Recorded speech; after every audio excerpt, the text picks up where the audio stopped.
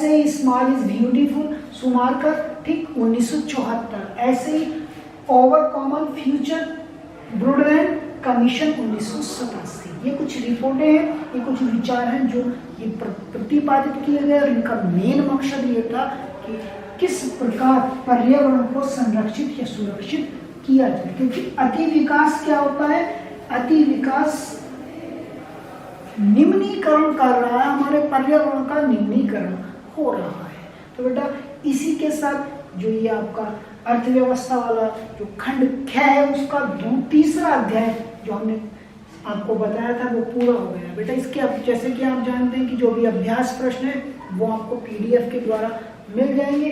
अब हम अगले चैप्टर की ओर चल रहे हैं।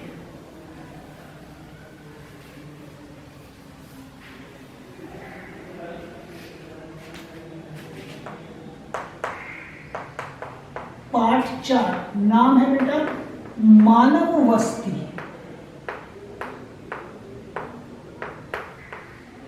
ठीक, मानव वस्ती आप जानते हैं कि मानव जिस स्थान पर रहता है, ठीक, और वो हम मानव वस्ती के रूप में उसको परिभाषित करते हैं। क्योंकि अनेक प्रकार से मानव कहीं ना कहीं किसी न किसी स्थान पर अपने आवास के रूप में रहता है। ठीक, चाहे आकार उसके आवास का कुछ भी हो सकता है, वो मिट्टी का भी बना हो सकता है, पक्की ईंटों का भी बना हो सकता है, या अन्य किसी और संसाधन से भी उसका निर्माण किया जा सकता है। तो मानव का आश्रय स्थल आपका मानव बस्ती के रूप में पहचाना जाता है। इस पर हम पिछली वीडियो में भी चर्चा कर चुके हैं। जो आपका खंड क है उसमें भी आप इस पर विस्तार से हम लोग चर्चा कर चुके हैं। आप जानते हैं कि जो मानव बस्तियां हैं, अध्ययन करने के लिए हम उसको दो भागों में बांट लेते हैं। एक होती है ग्रामीण बस्तियां और दूसरी होती है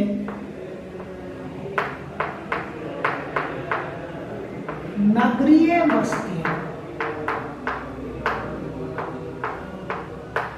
ये आप जानते हैं। ठीक, मानव बस्ती का अर्थ किसी भी प्रकार और आकार के घरों का संकुल है जिसमें मनुष्य रहता है। मानव बस्ती किसे कहते हैं? किसी भी आकार या प्रकार का घर जिसमें मानव रहता है उसको हम मानव बस्ती कहते हैं। आप लोगों को यहां समझना है, याद रखेंगे, मानव बस्ती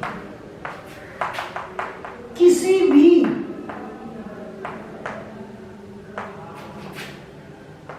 प्रकार या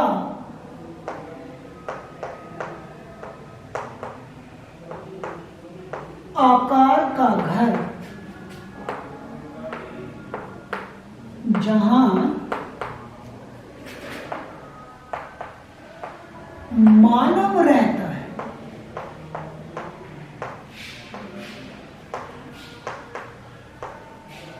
मानव बस्ती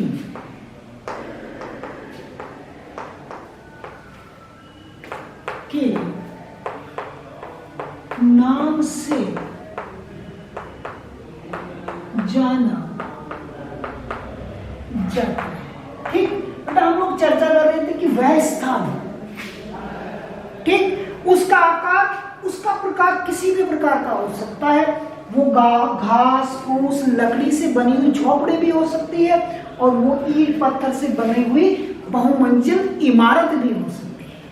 ठीक, तो किसी भी आकार और किसी भी प्रकार का घर जहां मानव रहता हो उसको हम मानव बस्ती के रूप में परिभाषित करते हैं या उसी को हम मानव बस्ती कहते हैं। हमने आपको बताया कि जो मानव बस्ती है अध्ययन करने के लिए हम उसको दो भागों में बांट लेते हैं। एक होती है ग्रामीण मानव बस्तियां और एक होती है नगरीय मानव बस्तियां।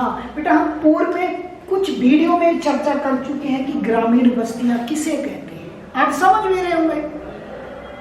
ग्रामीण, ठीक, ग्रामीण वो बस्तियां कहलाती है, मैंने आपको बहुत विस्तार से बताया था कि ग्रामीण वे बस्तियां होती हैं जहां पर रहने वाले लोग, ठीक, क्या करते हैं, अधिकतर जो लोग होते हैं वो कृषि कार्यों या प्राथमिक क्रियाओं में जुड़े होते हैं। प्राथमिक क्रियाएं आपको समझाई गई थी, जैसे खनन, पशुपालन, मछली पकड़ना, ठीक, पशुपालन करना, ये सारी क्रियाएं प्राथमिक क्रियाएं कहलाती है। तो ऐसे लोग जिनका व्यवसाय प्राथमिक क्रियाएं होता है वो ग्रामीण बस्तियां कहलाती हैं, या आप इसको ग्रामीण बस्तियों की विशेषता में भी शामिल कर सकते हैं। इसके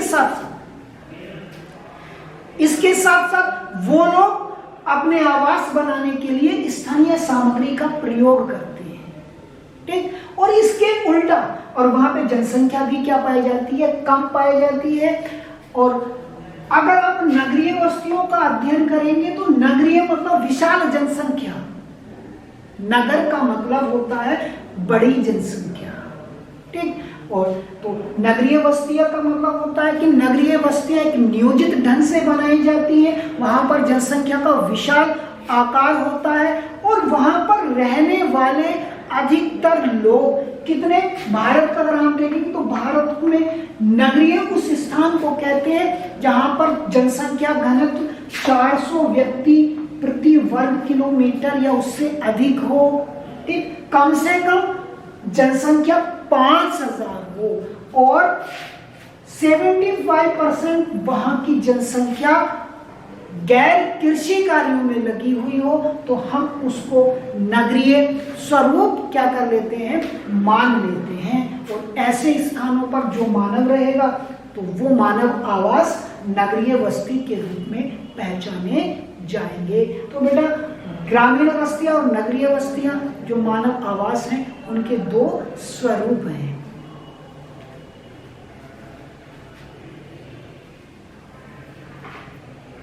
अब आपको आगे समझना है कि मैंने आप लोगों को बताया कि मानव बस्ती किसे कहते हैं, किसी भी प्रकार या आकार का घर जहां मानव रहता है वो मानव बस्ती कहलाता है।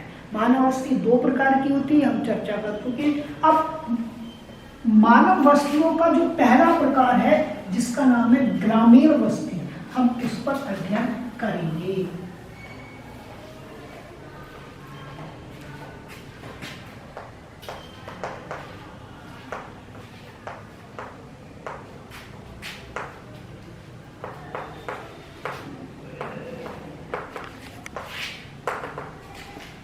ग्रामीण